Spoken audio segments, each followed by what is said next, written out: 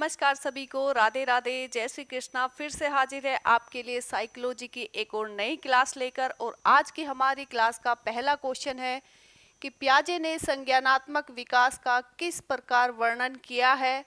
Option में है एक सतत निरंतरता के रूप में, चार अतिव्यापी संस्कृति विशिष्ट चरण में, चार गुणात्मक रूप से भिन्न चरण में, या फिर तीन प्रगतिशील स्तर में। तो किसकी बात हो रही है यहाँ पर? जीन पियाजे के संज्ञानात्मक विकास की। तो इन्होंने जो है चार अवस्थाएं बताई थी, और किसके आधार पर? गुणात्मक रूप के आधार पर इन्होंने कितनी? चार अवस्थाएं बताई थी। कौन कौन सी?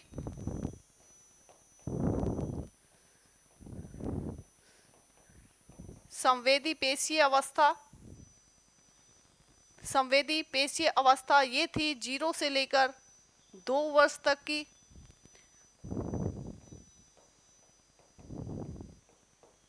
पूर्व संक्रियात्मक अवस्था ये थी 2 से लेकर 7 वर्ष तक के बालकों की अवस्था। मूर्त या फिर स्थूल संक्रियात्मक अवस्था, और ये थी 7 से लेकर 11 वर्ष तक की अवस्था।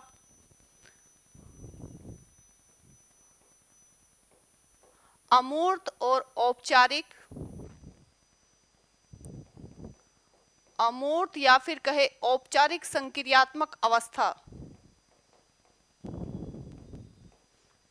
ये मानी गई है 11 वर्ष तक के ऊपर के बालकों की अवस्था।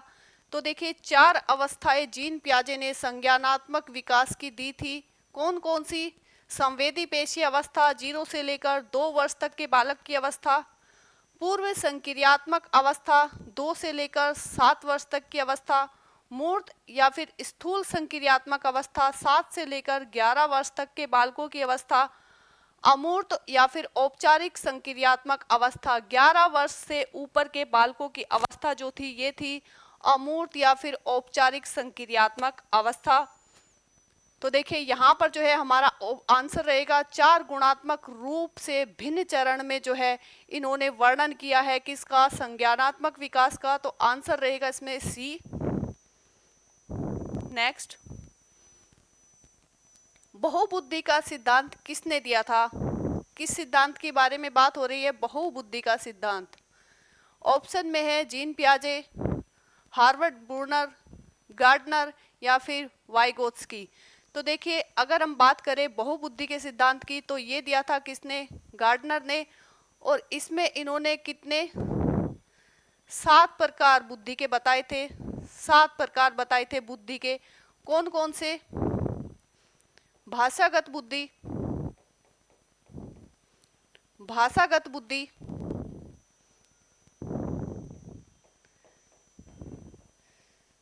संगीतात्मक बुद्धि,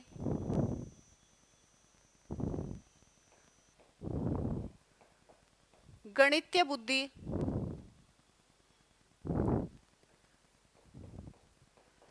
शारीरिक बुद्धि, स्थानिक बुद्धि, अंतःवैयक्तिक बुद्धि और अंतः वैयक्तिक बुद्धि। तो देखिए, हार्वर्ड गार्डनर ने बहुबुद्धि के सिद्धांत में 7 प्रकार जो है बुद्धि के बताए थे। कौन कौन से? भाषागत बुद्धि, संगीतात्मक बुद्धि, गणितीय बुद्धि, शारीरिक बुद्धि, स्थानिक बुद्धि, अंतःवैयक्तिक बुद्धि या फिर अतःवैयक्तिक बुद्धि। तो ये 7 प्रकार इन्होंने दिए थे। बाद में इसमें 2 प्रकार और जोड़े गए, और ये जोड़े थे रॉबर्ट स्लाविन ने। कौन कौन से ये 2 प्रकार थे? प्रकृतिवादी बुद्धि और अस्तित्व आत्म बुद्धि। तो देखिए बाद में रॉबर्ट स्लाविन ने दो प्रकार और बताए हैं, कौन कौन से, प्रकृतिवादी बुद्धि और अस्तित्व आत्म बुद्धि। तो देखिए बहुबुद्धि का सिद्धांत किसने दिया था, हार्वर्ड गार्डनर ने दिया था। तो आंसर रहेगा इसमें हमारा सी। स्पीयरमैन ने दिया था, कौन सा सिद्धांत स्पीयरमैन ने दिया था, बुद्धि का द्विकारक सिद्धांत, बुद्धि का समूह कारक सिद्धांत, बुद्धि का बहुकारक सिद्धांत, या फिर बुद्धि का प्रक्रिया उन्मुखी सिद्धांत। तो देखिए स्पीयरमैन की बात करें, स्पीयरमैन की, तो बुद्धि का जो है द्विकारक सिद्धांत इन्होंने दिया था। और यहाँ पर इन्होंने दो फैक्टर बताए थे, बुद्धि के दो तत्व बताए थे, कौन से, जी फैक्टर और एस फैक्टर। दो फैक्टर की बात की थी। अगर हम इस प्रकार से समझे, ये है बुद्धि और ये है हमारा जी फैक्टर और ये है हमारा एस फैक्टर।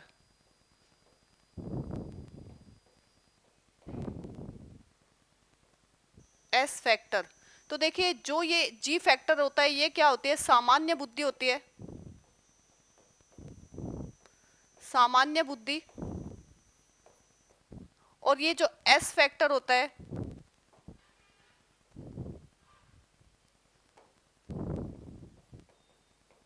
ये होती है हमारी विशिष्ट बुद्धि। किसके अनुसार, स्पीयरमैन के अनुसार। इन्होंने बुद्धि के दो कारक बताए, दो फैक्टर बताए, तत्व बताए, जी फैक्टर और एस फैक्टर। जो ये जी फैक्टर होता है ये सामान्य बुद्धि होती है, एस फैक्टर विशिष्ट बुद्धि होती है। ये हमें किससे मिलती है, वंशानुगत रूप से अपने माता पिता से प्राप्त होती है। कौन सा, जी फैक्टर माता पिता से मिलती है, यानी कि वंशानुगत मिलती है। और ये संपूर्ण बुद्धि का 95% होती है। सबसे ज्यादा हिस्सा किसका होता है, सामान्य बुद्धि का होता है, जी फैक्टर का होता है। ये जो विशिष्ट बुद्धि होती है इसका केवल कितना परसेंट होता है, 5% होती है। ये केवल और केवल 5% होती है। और किससे प्राप्त होती है, प्रशिक्षण से ये हमें प्राप्त होती है। इसके अनुसार कोई भी व्यक्ति एस फैक्टर के द्वारा, कोई भी व्यक्ति शिक्षक बन सकता है, डॉक्टर बन सकता है, वकील बन सकता है, इंजीनियर बन सकता है। किसके द्वारा, विशिष्ट बुद्धि के द्वारा, जो कि हमें किससे प्राप्त होती है, प्रशिक्षण से प्राप्त होती है। तो देखिए स्पीयरमैन ने द्विकारक सिद्धांत दिया था, जी फैक्टर एस फैक्टर की बात करें, कई बार एग्जाम में पूछ लिया जाता है कि जी फैक्टर और एस फैक्टर किसने दिए थे, तो ये दिए थे स्पीयरमैन ने। जी फैक्टर यानी कि सामान्य बुद्धि, जी फैक्टर यानी कि सामान्य बुद्धि, और एस फैक्टर यानी कि विशिष्ट बुद्धि। सामान्य जो बुद्धि है, जो जी फैक्टर है, ये हमें मिलता है वंशानुगत रूप से, यानी कि अपने माता पिता से। और ये पूरी बुद्धि का 95% होता है। जो विशिष्ट बुद्धि होते हैं ये हमें प्रशिक्षण से प्राप्त होता है, यानी कि ट्रेनिंग से मिलता है। ये केवल और केवल 5% होता है संपूर्ण बुद्धि का। कितना, 5%। इसके द्वारा कोई भी व्यक्ति शिक्षक, डॉक्टर, वकील, इंजीनियर बन सकता है। तो आंसर हमारा इसमें रहेगा ए।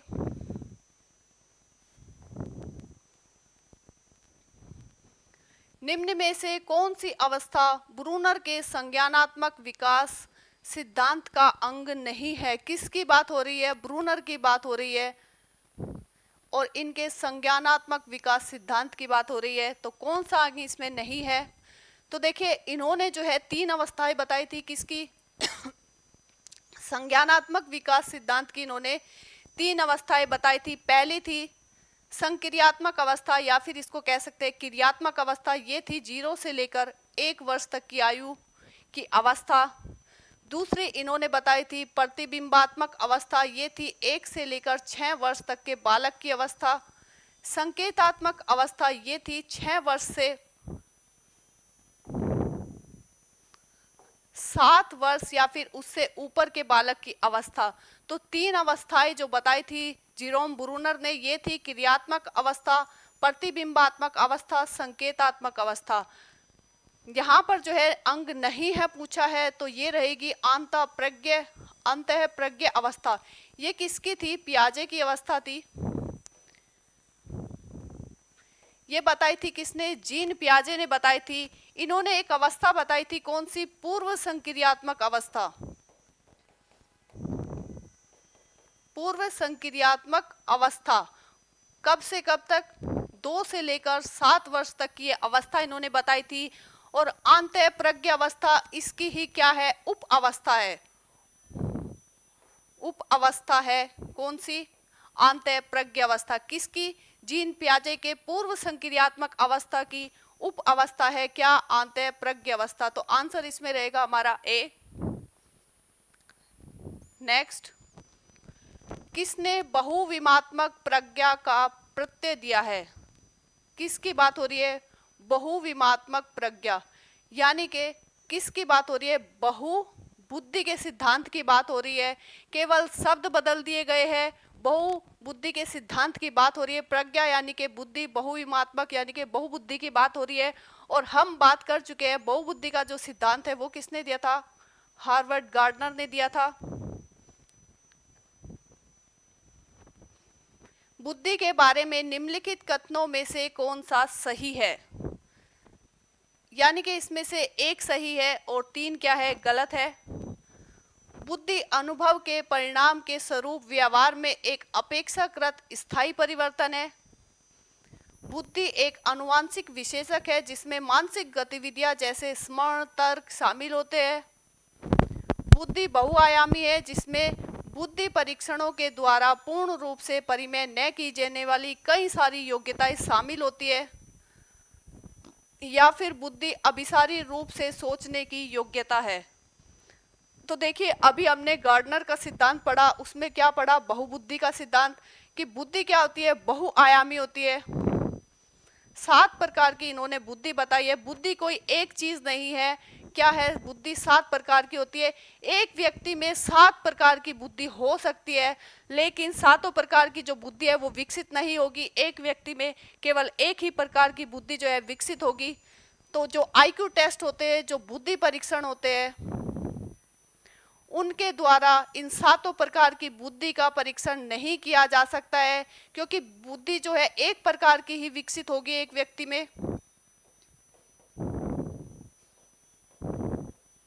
और जो बुद्धि विकसित नहीं हुई है उनका परीक्षण जो है बुद्धि परीक्षण आईक्यू टेस्ट द्वारा नहीं किया जा सकता है। तो आंसर हमारा रहेगा ये सी।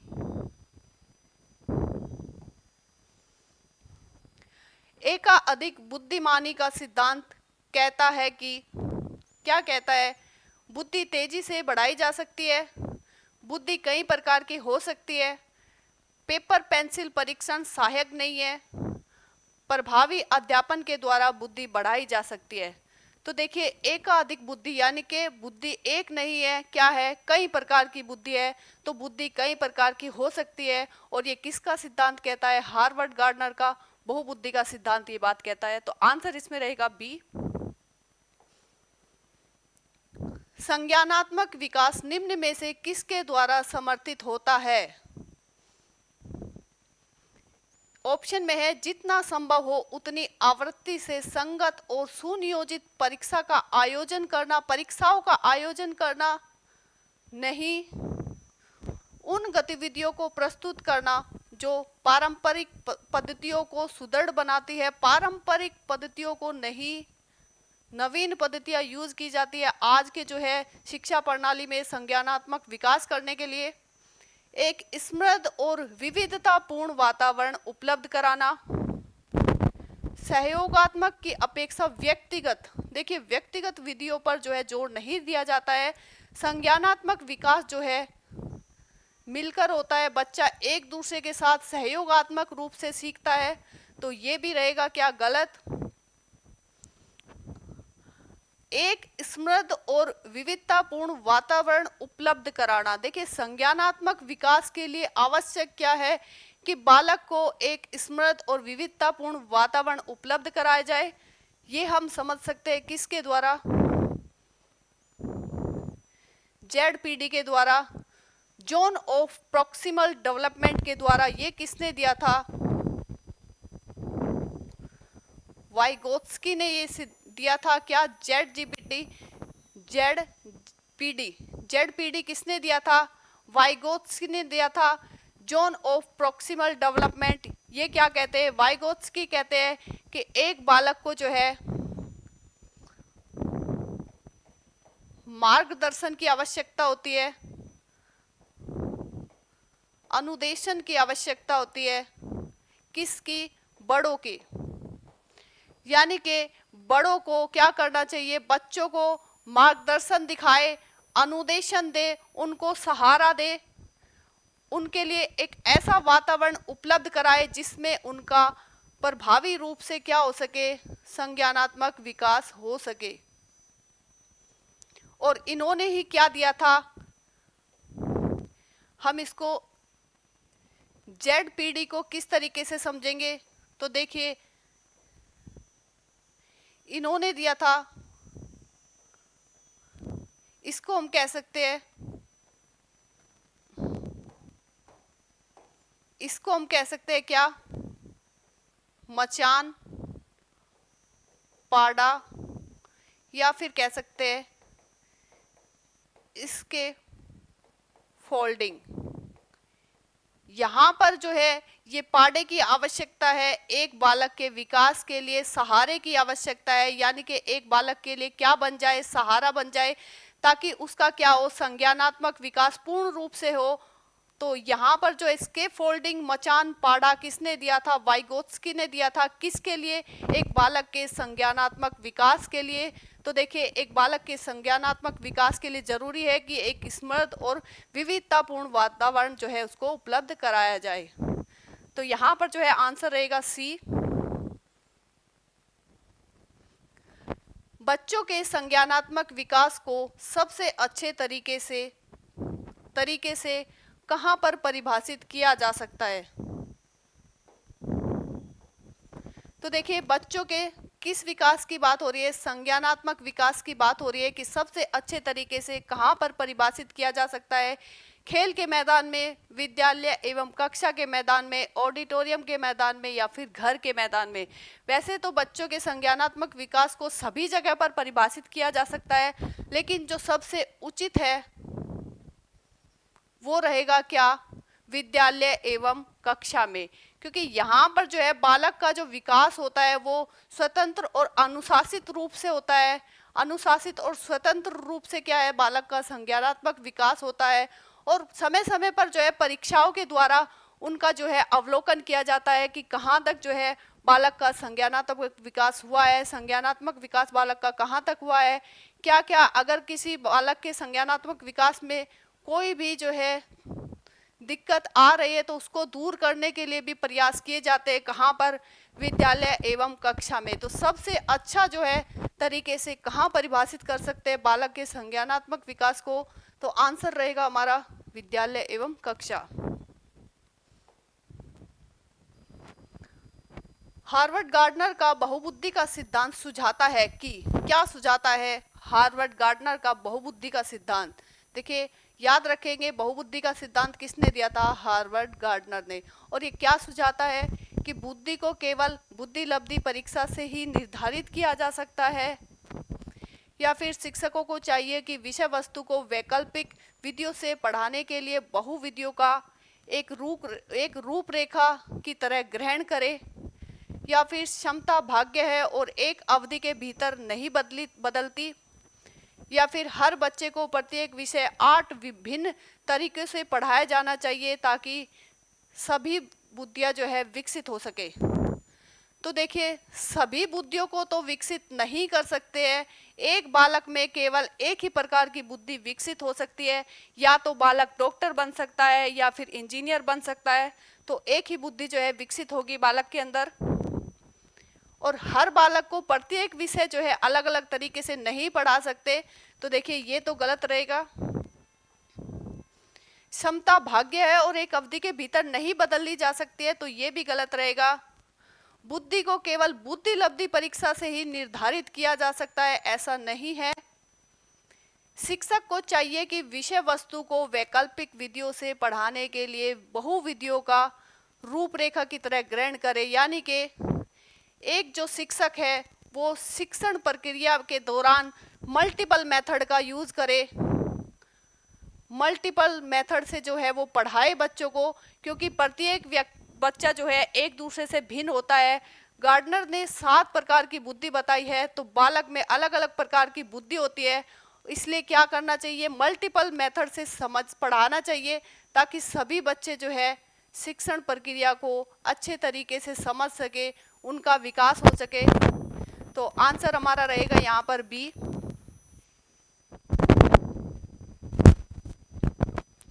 बहुबुद्धि सिद्धांत निम्नलिखित निहितार्थ देता है सिवाय एक के, यानी कि 3 इसमें बहुबुद्धि सिद्धांत के अनुसार है, एक इसमें से गलत है।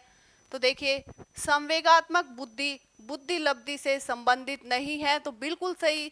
जो संवेगात्मक बुद्धि होती है वो सीधी संबंधित नहीं होती है, किससे, बुद्धि लब्धि से, तो ये गलत रहेगा, ये सही रहेगा। इसमें एक पूछा है, तो यहाँ पर जो है ये सही रहेगा, क्योंकि संवेगात्मक बुद्धि बुद्धि लब्धि से सीधी संबंधित नहीं होती है।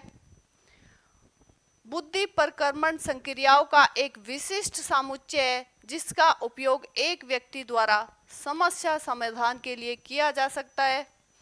विषयों को विभिन्न तरीकों से प्रस्तुत किया जा सकता है, बिल्कुल सही। विषयों को विभिन्न मेथड के द्वारा बालकों को समझाना चाहिए, विभिन्न प्रकार के मल्टीपल मेथड यूज करने चाहिए, तो ये भी सही रहेगा। विविध तरीकों से सीखने का आकलन, तो देखिए जो सीखने का आकलन है कि एक बालक ने कितना सीखा है, इसमें भी मल्टीपल मेथड यूज होने चाहिए, ये भी सही है। बुद्धि परिक्रमण क्रिया एक विशिष्ट समुच्चय है, जिसका उपयोग एक व्यक्ति द्वारा समस्या समाधान के लिए किया जाता है। तो देखिए, जो हार्वर्ड गार्डनर है इस सिद्धांत का समर्थन नहीं करते हैं, तो आंसर रहेगा हमारा बी। वे क्या कहते हैं कि जो बुद्धि है वो क्या है, एक क्षमता है। बुद्धि को उन्होंने क्या माना है, एक क्षमता, और इस क्षमता को अलग अलग तरीके से